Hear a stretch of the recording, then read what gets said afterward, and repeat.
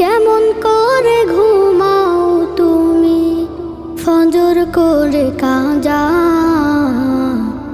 এমনও তো হতে পারে তোমার জোহরে জানাজা, এমনও তো হতে পারে তোমার জোহরে জানাজা।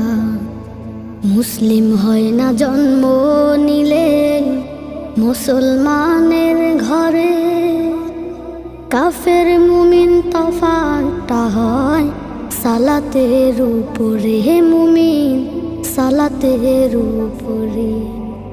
মুসলিম হয় না জন্ম নিলেই মুসলমান,